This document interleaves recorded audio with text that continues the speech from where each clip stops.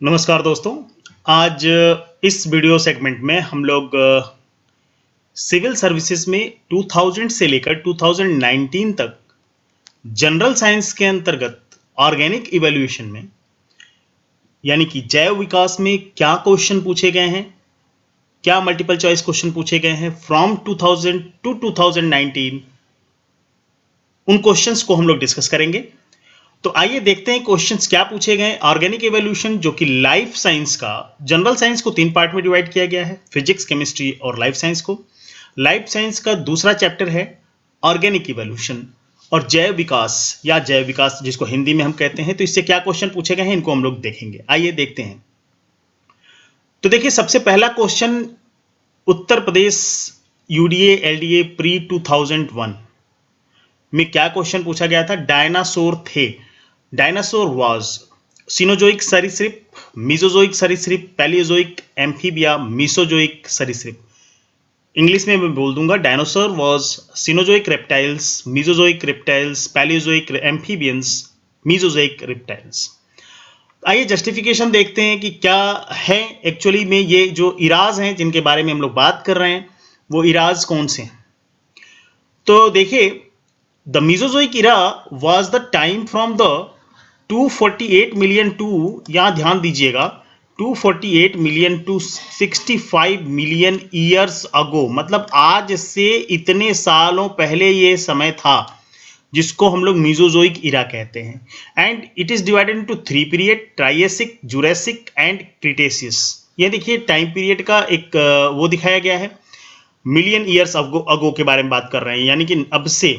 अब यहाँ पे देखिए, ये जो मीजोजोइक इरा है यहां से लेकर यहां तक ये देख रहे हैं आपको, मतलब 65 मिलियन ईयर्स अगो से लेकर 245 मिलियन ईयर्स अगो के बीच में था। इसको 3 भागों में डिवाइड किया गया, टिरैसिक पीरियड, जुरासिक पीरियड और क्रिटेशियस पीरियड। अब इसमें देखिए डायनासोर और मैमल इवॉल्व हुए ट्रियासिक पीरियड में। ओके, यहां से मैमल्स और डायनासोर दोनों इवॉल्व हुए। बर्ड्स आकर यहां जुरासिक पीरियड में इवॉल्व हो रही हैं। ये क्रिटेशियस पीरियड है। डायनासोर गो एक्सटिंक्ट, और डायनासोर इसी पीरियड में, इसी मीजोजोइक पीरियड में ही खत्म हो गए, विलुप्त हो गए। पीपल इवॉल्व इन सिनोजोइक इरा, जो पीपल्स हैं, जो लोग हैं, जो मनुष्य हैं, वो सिनोजोइक इरा में इवॉल्व हुए। ओके, तो अब आपको बहुत ही अच्छे से समझ में आ गया होगा कि डायनासोर थे, मीजोजोइक के रेप्टाइल्स थे। ओके, तो यही ऑप्शन आपका सही होगा। आइए नेक्स्ट क्वेश्चन पे बढ़ते हैं। Question number 2 IAS exam UPSC का प्री 2002 में पूछा गया है। जैव विकास के संदर्भ में सांपों के अंगों का लोप होने को स्पष्ट किया जाता है। अंगों के उपयोग तथा अनुपयोग किए जाने से, बिलों में रहने के प्रति अनुकूलन से, प्राकृतिक चयन से, उपार्जित लक्षणों की वंशागति से। मैं इंग्लिश में भी एक बार रीड कर देता हूं। In term of organic evolution, the distinction of the snake's organ is explained under use and disuse of organs, adaptation to live in burrows, natural selection, inheritance of acquired character। देखिए, Lamarck ने जो organic evolution में सबसे पहले अपना वो दिया था, और लेमार्क का कहना था, there was a many example given by Lamarck for the idea of use and disuse. उन्होंने, लेमार्क ने यूज एंड डिसयूज के ऊपर बहुत सारे इन्होंने एग्जाम्पल सेट किए। जैसे the lack of teeth in whales, whales में टीथ नहीं होती हैं। The small eyes of moles, moles की small eyes. The absence of legs in snake, जो इस क्वेश्चन में पूछा गया है कि स्नैक्स में, मतलब कि सांपों में पैरों का चला जाना, लेग्स गायब हो गए उनके। एंड इंसेक्ट विदाउट विंग्स, और इंसेक्ट जो विदाउट विंग के हैं, ये सब यूज और डिसयूज, मतलब सांप अपने पैरों का बहुत ज़्यादा यूज नहीं कर रहे थे, रिंग कर चलना शुरू किए, धीरे धीरे पैर उनके एक्सटिंक्ट हो गए। तो ये इसका जो सही ऑप्शन होगा वो दूसरे का ए ऑप्शन ज़्यादा सही है, ज़्यादा क्या, अप्रोप्रिएट आंसर यही है। आइए नेक्स्ट क्वेश्चन देखते हैं।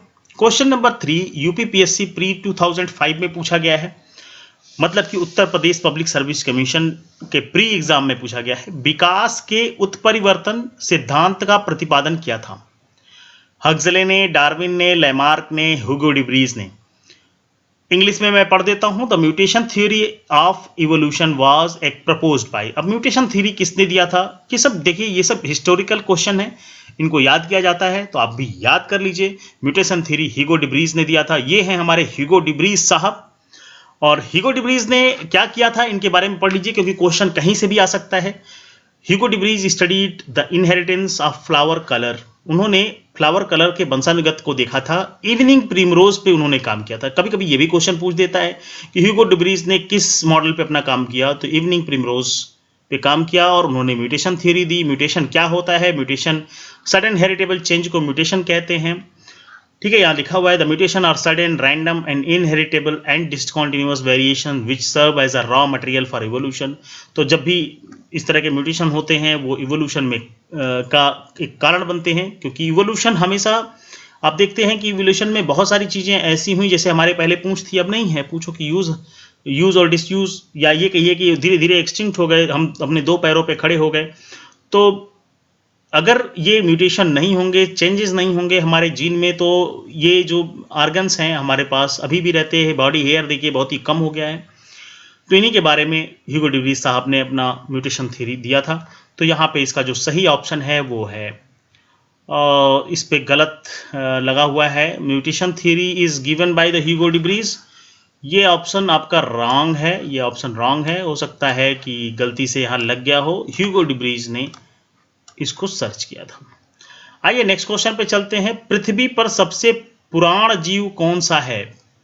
पुराना जीव है ना, oldest living organism on earth कौन है? नीलहरित शैवाल, जिसको ब्लू ग्रीन एल्गी कहते हैं, कवक यानी फंजाई, अमीबा, यूग्लिना। तो देखिए सबसे पहले ब्लू ग्रीन एल्गा आया, साइनोबैक्टीरिया जिसको कहते हैं, और the oldest known fossil of life on earth. और ये लगभग 1 बिलियन ईयर ओल्ड है, 1 बिलियन साल पुराना। आपको पता है जो अर्थ का ओरिजिन हुआ वो 4.3 बिलियन ईयर्स अगो हुआ, और वहाँ पे लाइफ में मतलब ब्लू ग्रीन एल्गा जो आए, सबसे पुराना जीव है जो 1 बिलियन ईयर एगो पैदा हुआ। तो यहाँ पे इसका सही ऑप्शन होगा blue green alga. Question number 5 देखते हैं। मैमथ, ये देखिए RAS RTS प्री 2008 में पूछा गया है। मैमथ पूर्वज हैं किसके? कुत्ते के, घोड़े के, ऊंट के, हाथी के। Mammoth is ancestor of. तो मैमथ का मैं फोटो दिखाता हूं, आपको क्या लग रहा है? Mammoth is an any species of the extinct elephantid genus. ये हाथी के पूर्वज हैं मैमथ। काफी विशालकाय होते थे, इनकी सूंड, इनकी जो दांत हैं वो काफी बड़े होते थे। तो ये लगभग एक्सटिंक्ट हो चुके हैं। तो इसका सही ऑप्शन ये है, एलिफेंट के पूर्वज हैं। आर्कियोपटेरिक्स क्वेश्चन नंबर 6 पूछा गया है RAS RTS प्री 2008 में। आर्कियोपटेरिक्स किन वर्गों के प्राणियों के बीच की योजक कड़ी है? अब आर्कियोपटेरिक्स देखिए, आप लोग बचपन में भी जिन लोगों ने अगर अर्थशास्त्र भी साइंस पढ़ा होगा तो वहाँ पे अब आ चुका है। तो आर्कियोपटेरिक्स क्या है मैं दिखा देता हूँ। ये देखिए, ये आपको पक्षी यहाँ पे दिख रही है। इसका स्ट्रक्चर कुछ रेप्टाइल से और कुछ बर्ड से मिलता हुआ है। कुछ आपको लग रहा होगा डायनासोर टाइप का भी है जो उड़ रहा है। तो Archaeopteryx share both the feature of theropod dinosaurs as well as modern birds. तो डायनासोर और मॉडर्न बर्ड्स के फीचर्स उसमें आते हैं। It is thus widely considered a transitional fossil between the birds and reptiles. इसको हम लोग पक्षियों और सांपों के बीच की कड़ी कहते हैं, कनेक्टिंग लिंक कहते हैं आर्कियोपटेरिक्स। याद करना पड़ेगा, हिंदी और इंग्लिश दोनों में मैं इसीलिए बोल रहा हूं ताकि आप समझ पाएं। तो पक्षी और सांप के बीच की कड़ी है, यानी सांप के बाद पक्षियों का इवोल्यूशन आया, तो इन दोनों के कनेक्टिंग लिंक को आर्कियोपटेरिक्स इसी को कहते हैं। ओके, तो यहां पे सही ऑप्शन आपका होगा रेप्टाइलियन एंड एप्स। 7वां क्वेश्चन देखिए, IS प्री 2009 में पूछा गया है। जीवों के विकास के संदर्भ में निम्नलिखित में से कौन सा अनुक्रम सही है? ऑक्टोपस, डॉल्फिन, शार्क, पैंगोलिन, कच्छप, बाज, सैलमेंडर, अजगर, कंगारू, मेढक, केकड़ा, झींगा। इंग्लिश में पढ़ता हूं। In context of organic evolution which of the following sequence is right? Octopus, dolphin, shark, pangolin, turtle, eagle, salamander, python, kangaroo, frog, crab, prawn. अब यहां पे देखिए जरा, मैं ऑक्टोपस और डॉल्फिन को देखता हूं। तो ऑक्टोपस एक इन्वर्टिब्रेट है, ओके। डॉल्फिन काफी ऊपर आ जाती हैं। तो ये एक करेक्ट सीक्वेंस नहीं है, शार्क फिश है। ऑक्टोपस अगर आप देखें तो ऑक्टोपस मोलस्का यानी इनवर्टिब्रेट्स में है। अब सही सीक्वेंस में यहाँ देखिए, अगर मैं इस ऑप्शन को देखता हूँ, सैलेमेंडर एक एम्फीबिया है, पाइथन मतलब एक रेप्टिलिया है, और कैंगारू मतलब मैमल। तो ये एक सही सीक्वेंस दिख रहा है, सैलेमेंडर, पाइथन और कैंगारू। ओके, तो क्रैब काफी नीचे हो गया। ओके, प्राउन भी काफी नीचे हो गया, ये भी आपका आर्थ्रोपोडा में है। तो ये सही सीक्वेंस नहीं, ये सही सीक्वेंस है कि सैलेमेंडर, मतलब सबसे पहले सैलेमेंडर का मतलब है कि जैसे आपकी छिपकलियां होती हैं, उसी तरह सैलेमेंडर होता है जो बाहर पाया जाता है। छिपकलियां आपके घरों में पाई जाती हैं, तो ये भी एक तरह की छिपकली है। जिसके बाद सरीसृप वर्ग आया, और उसके बाद मैमल्स, कंगारू मैमल्स होते हैं क्योंकि वो बच्चे देते हैं, और मार्सुपियल्स उनको बोलते हैं। तो यहाँ पे ये आपका सही सीक्वेंस है, सही आगे की तरफ इवोल्यूशन की तरफ बढ़ रहा है। तो एम्फीबिया, फिर रेप्टाइल, फिर मैमल्स, तो सही आंसर यही है। आइए क्वेश्चन नंबर 8 देखते हैं। MPPSC Madhya Pradesh public service commission के प्री में 2010 में पूछा गया है। विकासवाद का सिद्धांत किसने प्रतिपादित किया था? स्पेंसर ने, डार्विन ने, वॉलेस ने, हक्सले ने। Who gave theory of biological evolution? Spencer, Darwin, Wallace, Huxley. अब देखिए, बायोलॉजिकल इवोल्यूशन हमारे डार्विन साहब ने दिया था। तो डार्विन का नाम आपने बहुत सुना होगा। ये डार्विन साहब की फोटो मैं यहाँ पे आपको दिखाता हूँ, देखिए इनको ध्यान से। और डार्विन साहब ने दिया था थियरी ऑफ बायोलॉजिकल इवोल्यूशन। इनका पूरा नाम चार्ल्स डार्विन है। इन्होंने नेचुरल सिलेक्शन भी दिया था, ठीक है। तो नेचुरल सिलेक्शन, इनहेरिटेड वेरिएशन, ये सब चीज थियरी इन्हीं की हैं, डार्विन साहब की हैं। तो डार्विन साहब ने दिया theory of biological evolution, Darwin साहब ने दिया था नेचुरल सिलेक्शन। तो याद रखिएगा, तो यहाँ पे जो सही ऑप्शन हो गया आपका, डार्विन ने बायोलॉजिकल इवोल्यूशन थ्योरी दिया था। पुस्तक द ओरिजिन ऑफ स्पीसीज किसने लिखी है? अब ये देखिए, पुस्तक के बारे में आपसे पूछ रहा है कि the origin of species is written by Linnaeus, Lamarck, Mendel, Darwin. Darwin ने लिखा था the origin of species. The origin of species is written by the Charles Darwin again.